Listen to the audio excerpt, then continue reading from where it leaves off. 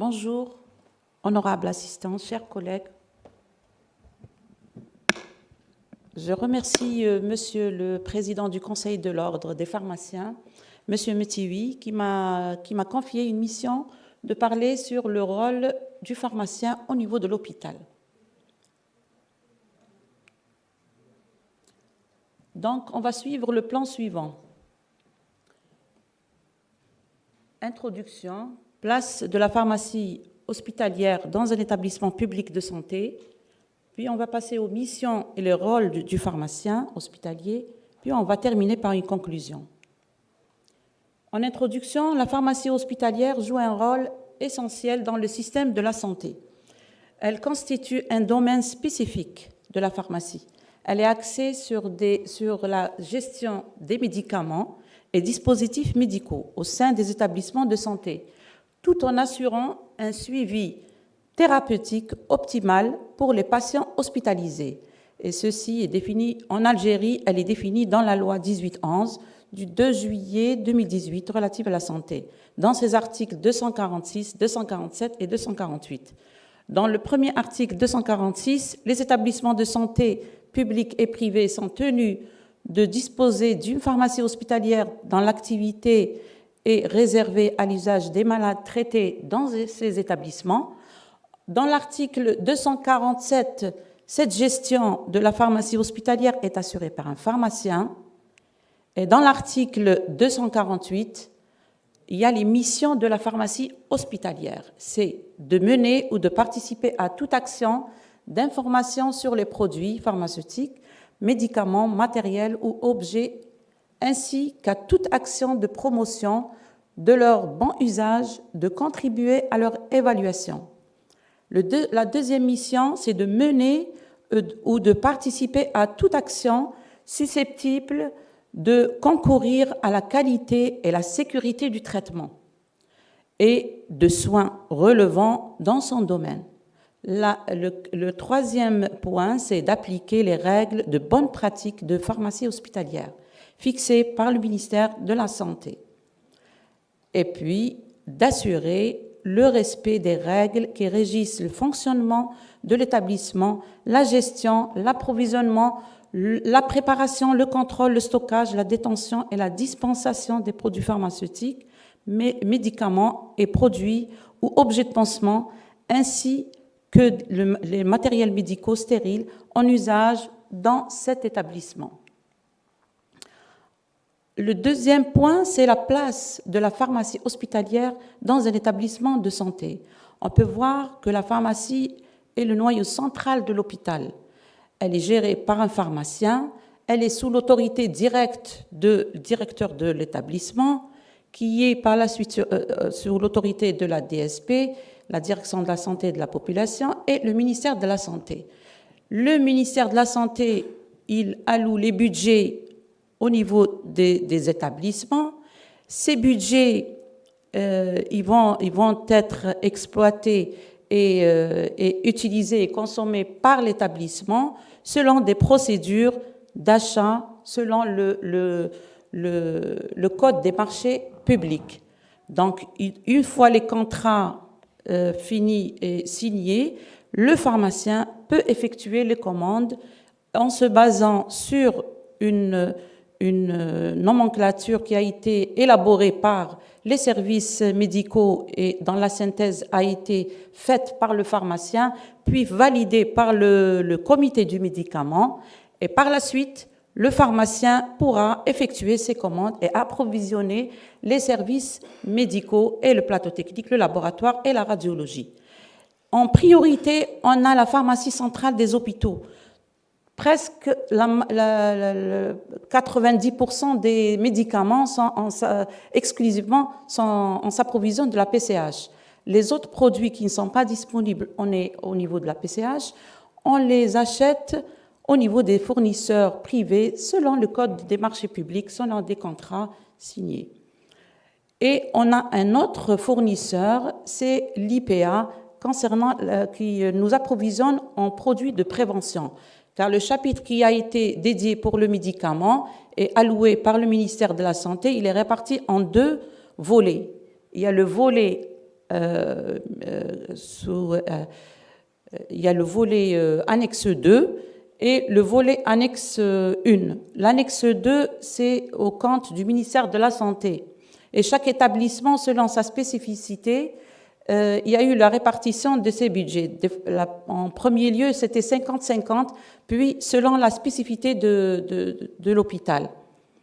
Et cette pharmacie, le pharmacien, il est en contact avec des informations, il y a des informations qui sont partagées avec l'Agence nationale des produits pharmaceutiques pour l'homologation des produits ou pour les produits pharmaceutiques, le LNCPP, le laboratoire national de contrôle des produits pharmaceutiques. Et en cas où il y a eu des interactions médicamenteuses ou un problème sur un produit pharmaceutique, il y a les déclarations qui sont faites au niveau du Centre national de pharmacovigilance et de matériaux-vigilance. Il y a le Centre national de toxicologie, la formation au niveau de l'INSP, l'Institut national de santé publique, et les pharmaciens doivent être inscrits à l'ordre des pharmaciens.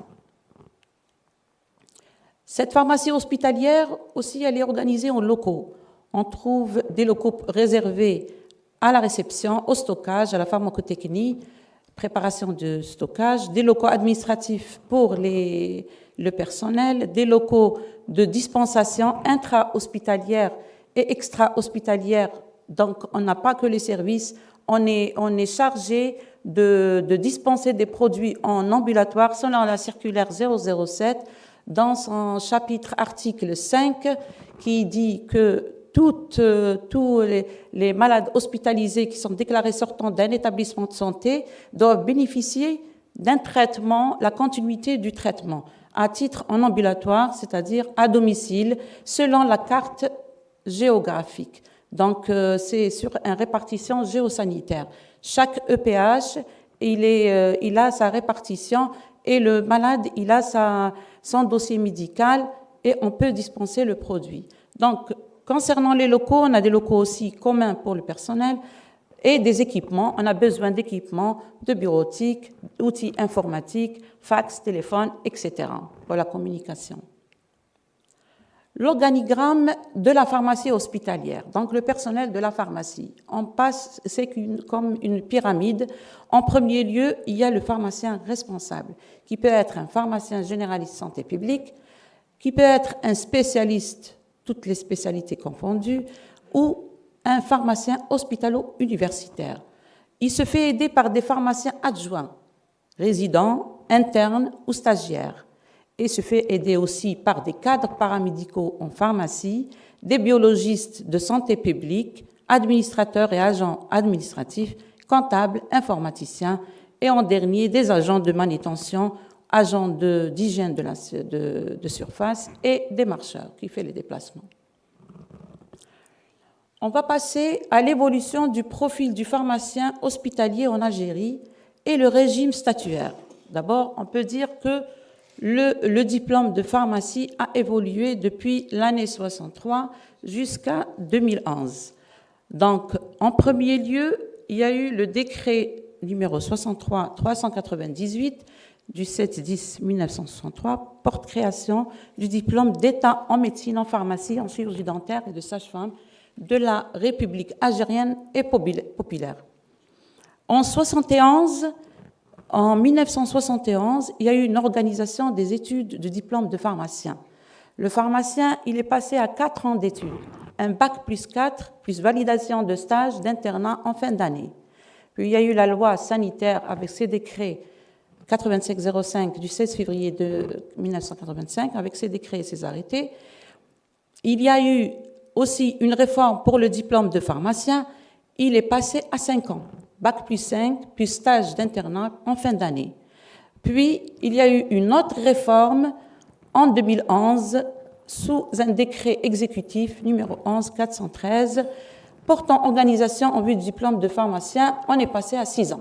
Donc, bac plus 6, validation de stage d'internat de fin d'année, plus mémoire de fin d'études. Dans ce décret, il y a eu des anciens pharmaciens qui étaient diplômés de 5 ans. Ils avaient profité, il y avait un article qui leur favorisait le passage de faire une formation d'une année pour accéder à 6 ans. Donc, au niveau d'Alger, il y avait seulement 40 pharmaciens qui ont profité de cette formation et pas tous les pharmaciens. Donc là, et à côté de cela, on peut voir le régime statutaire du pharmacien de l'année 1968 à 2009. Donc, les tâches du pharmacien étaient bien définies dans le statut particulier de la santé publique en 68. Puis, il y avait en 1991, il y avait une réforme, il y avait le statut du praticien. Le pharmacien est devenu praticien médical à côté des médecins et des chirurgiens dentistes. Il était classé à l'échelle 16. Le médecin était à l'échelle 17 et le spécialiste santé publique à l'échelle 19. Puis, il y a eu d'autres réformes en 2009. Là, il y avait 2 décrets. Un décret concernant le corps de praticiens généralistes de santé publique dont les tâches étaient bien définies dans l'article 31, 32 et 33. Là, le pharmacien est passé de l'échelle 16 à l'échelle 13. Et le médecin, il était à l'échelle 17, il est passé à l'échelle 16. Donc, on voit la différence. Là, le pharmacien, il est descendu de 3 échelles. Et il y a un article dans ces décrets de 2009, le 393, un article précisant les responsabilités du pharmacien quand il atteint 10 ans d'ancienneté, il a le poste de coordinateur ou principal, 3 ans dans le principal. Il peut accéder au poste de coordinateur. Donc, il peut assurer, comme c'est défini dans l'article 53, la responsabilité technique de la structure relevant de son domaine de compétence. Et pour le spécialiste, il y avait un décret. Avant, c'était les deux pharmaciens spécialistes et généralistes, ils avaient un seul décret. Et par la suite, en 2009, ils étaient séparés. Il y avait le spécialiste de part et le pharmacien généraliste, il avait son propre décret. Et pour les spécialistes, les tâches étaient bien définies dans ces articles 19, 20, 21 et 22. Sa classification était à la subdivision 2. Par la suite, il y a eu la loi 18-Ante. C'est la loi récente du 2 juillet 2018. Là, il y a eu l'enseignement supérieur a vu qu'il fallait spécialiser la pharmacie hospitalière dans l'arrêté 922 du 21 octobre 2018. Donc, le pharmacien est devenu spécialiste et dans le régime statutaire, il faisait partie des pharmaciens du décret de 2009, des praticiens spécialistes santé publique. Voilà. Donc là, il y a un petit problème. Pour le passage dans l'évolution du diplôme, il y a eu des mesures transitoires. On a rajouté une année, c'était facultatif. Les pharmaciens qui voulaient passer une année pour accéder à la 6e année, ils le faisaient. Mais là, pour le passage du généraliste au spécialiste, il n'y avait pas de mesures transitoires. Donc, il y a des pharmaciens qui ont exercé la pharmacie hospitalière ainsi que les missions et la responsabilité pendant des années, voire 15 ans, 20 ans, 25 ans et 30 années. Voilà. Donc, pour le spécialiste, il avait passé un diplôme, il a eu le diplôme d'études médicales spécialisées. On va parler de l'ordre des pharmaciens. Donc, les pharmaciens sont groupés en sections ordinales. Ils sont répartis sur 12 sections sur le territoire national. On est régi par un code de déontologie médicale. C'est le décret 92-276 du 6 juillet 1992. Dans son article 187, les pharmaciens inscrits au tableau sont groupés en catégories en fonction du mode d'exercice. Il y a la catégorie 1, pharmacie d'officine, la catégorie 2, pharmaciens distributeurs, gérants et assistants et remplaçants, la catégorie 3, les pharmaciens d'industrie, et la catégorie 4, les pharmaciens des hôpitaux qui sont au nombre de 1759 pharmaciens, et les pharmaciens biologistes et les pharmaciens hospitaliers universitaires. Il y a l'article 204 qui dit qu'il est important de s'inscrire à l'ordre. Nul ne peut exercer la profession de médecin ou de pharmacien s'il n'est pas inscrit. Et dans l'article 205, c'est bien défini. Donc, c'est l'inscription rend licite le travail du pharmacien. Les missions et le rôle de pharmacien hospitalier. Donc, il y a la gestion, comme on l'a défini dans la circulaire 007. Le pharmacien, il est responsable de la gestion, l'approvisionnement, le stockage et l'évaluation économique le pharmacien participe à la gestion des budgets. Dans la section de la mise à disposition des innovations thérapeutiques, il intervient dans la gestion des produits radioactifs. Donc, le deuxième rôle, c'est de garantir la sécurité et l'efficacité des traitements. Le troisième rôle, c'est de soutenir la prise en charge des patients. Il a un rôle dans la numérisation, dans la gestion et l'informatisée. Le cinquième rôle, c'est qu'il contribue à la recherche et l'innovation. Il participe aux essais cliniques, il gère les médicaments expérimentaux et leur bon usage dans le protocole de recherche. Il adapte les doses de la forme adulte à la forme enfant. Et il intervient aussi dans le soutien à l'organisation hospitalière, dans la formation du personnel, dans l'élaboration des protocoles thérapeutiques, chimiothérapie, antibiotiques. Il a une mission, c'est de répondre aux crises sanitaires, comme dans la pandémie Covid-19, dans la prévention de santé publique, dans l'hygiène hospitalière et stérilisation, et dans la dispensation des stupéfiants et des psychotropes. Avant de terminer, on va parler de circuit du médicament à l'hôpital en se basant sur la circulaire 007 du 22 novembre 2005. Donc, on voit que le pharmacien est responsable, il est le garant du bon usage du médicament. Il intervient, et dispositif médical, il intervient dans la rédaction et validation des protocoles au comité du médicament. Lorsque le patient est admis à l'hôpital, il est diagnostiqué par le médecin, puis il y a une prescription. La prescription est analysée par le pharmacien en deux volets. Il y a en premier lieu l'analyse réglementaire de l'ordonnance qui comporte le nom, l'adresse, le prénom du malade avec l'âge du malade, le poids, elle doit être datée et numérotée et la signature du médecin. En deuxième lieu, il y a l'analyse pharmacothérapeutique. On doit vérifier la sécurité, la qualité et l'efficacité de la prescription. Lorsque la validation, le pharmacien valide cette ordonnance, il donne au préparateur pour la dispenser au personnel infirmier qui, par la suite, va l'administrer au patient. S'il y a des interactions d'utilisation du produit, c'est les praticiens hospitaliers qui vont saisir le Centre national de pharmacovigilance pour déclarer toute interaction à ce produit. En conclusion, on peut dire qu'auparavant, le pharmacien hospitalier était souvent vu comme un distributeur de médicaments. Aujourd'hui, il est considéré comme un professionnel de la santé, spécialiste du médicament et faisant partie intégrante de l'équipe de soins. La pharmacie hospitalière subit d'importantes évolutions avec le développement de ses activités selon les nouvelles exigences du système de la santé en Algérie. La numérisation, la maîtrise et la rationalisation des coûts, surtout dans le plan cancer, comme on reçoit on commande des biothérapies et les biosimilaires, qui sont très coûteux.